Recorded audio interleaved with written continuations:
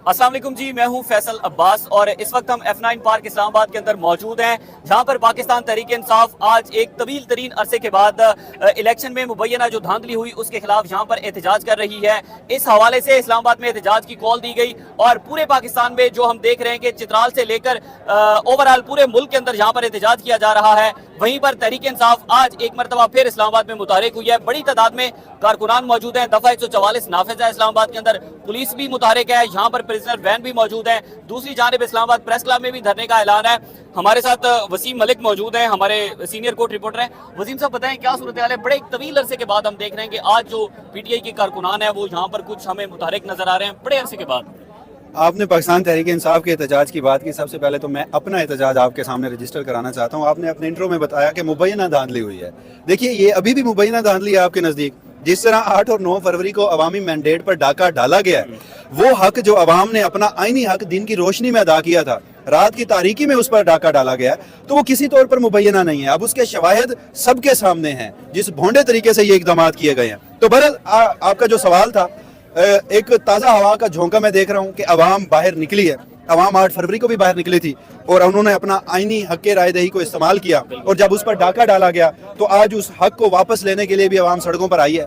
ये हमारे लिए, हमारी जमहूरियत के लिए एक अच्छा शगुन है। और ये कैसा देखते हैं कि बड़े अरसे के बाद PTI यहाँ पर हम देख रहे हैं, काफी अरसे के बाद? देखिए, वही मैं कह रहा हूँ कि ये मजीद एक पॉजिटिव हमारे लिए साइन इसलिए है कि हमने यहाँ पर देखा कि पाकिस्तान तहरीक इंसाफ बड़ी तवातुर से यहाँ पर एहतजाज करती थी, और फिर ऐसा हुआ अचानक कि रेड लाइन लग गई हर तरफ। और यहीं पर हमने देखा, F9 पार्क पर भी आपने देखा कि अगर पाकिस्तान तहरीक इंसाफ का कोई रुकन झंडा लेकर निकलता था, खवातीन निकलती थी, तो खवातीन को जो मर्द पुलिस एहलकार थे बालों से घसीट कर प्रिजनर वैन्स में लेकर जाते थे। और आज हमने देखा कि वही पाकिस्तान तहरीक इंसाफ एक मरतबा यहाँ पर इकट्ठी है और उन्हें इकट्ठा होने दिया गया है। ये फर्क पता है आपको कैसे आया? ये फर्क अवाम के वोट की ताकत से आया। ये वही फर्क है जो अवाम ने 8 फरवरी को अपना मैंडेट इस्तेमाल किया। आपको याद होगा कि हमें इंस्ट्रक्शंस आई थी कि जो मीडिया है उस पर इमरान खान का नाम किसी सूरत नहीं चलेगा।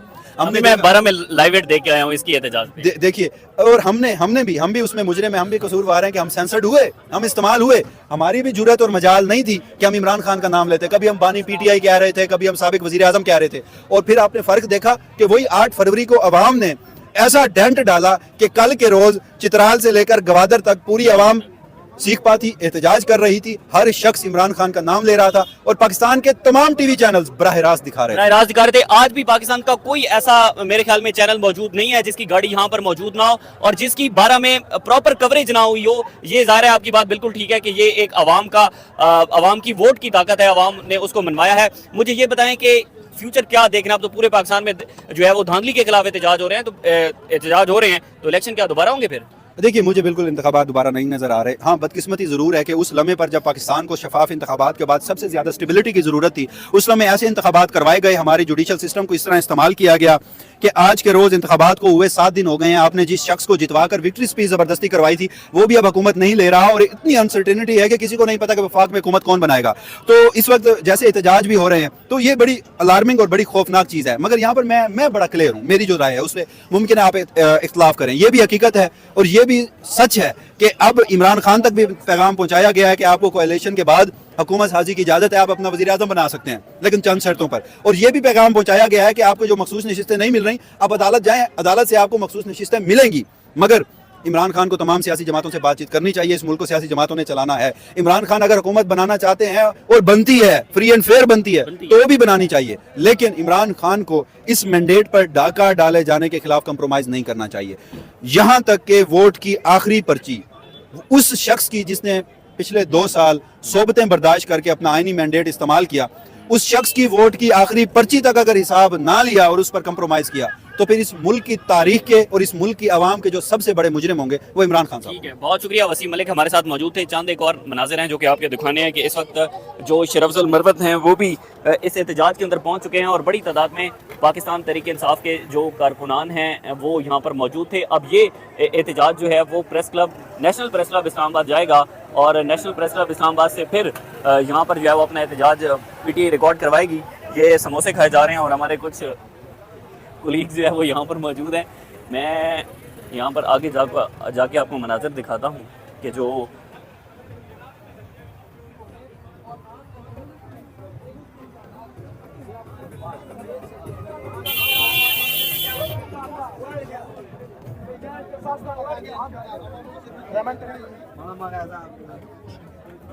ये जी इस वक्त मनाजिर हैं इस्लामाबाद F9 पार्क के बाहर हम मौजूद हैं, जहाँ पर PTI के कारकुनान आपने देखा कि एक मरतबा फिर बड़ी काफ़ी अरसे के बाद यहाँ पर एहतजाज रिकॉर्ड करवाया जा रहा है।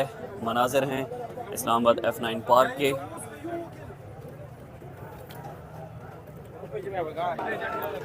ये मनाजिर हैं जी F9 पार्क इस्लामाबाद में हम मौजूद हैं। पाकिस्तान तहरीक इंसाफ के जो कारकुनान हैं वो यहाँ पर एहतजाज अपना रिकॉर्ड करवा रहे हैं मुबैना धांधली के खिलाफ। इलेक्शन में जो धांधली हुई उस धांधली के बाद ये एहतजाज के मनाजिर हैं।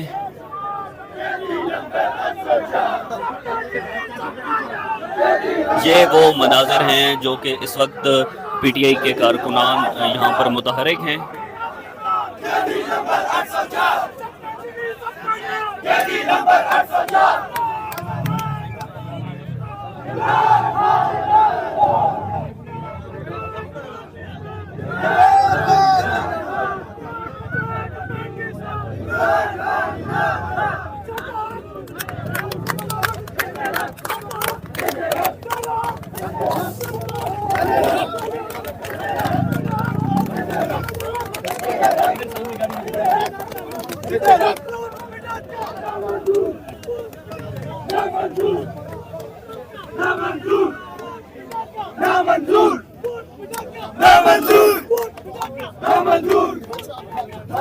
तमाम तर सके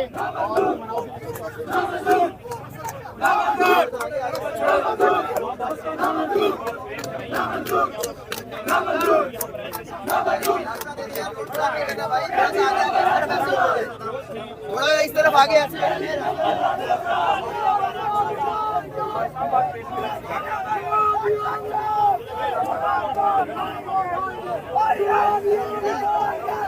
चाचा चोर है, का पापा चोर है।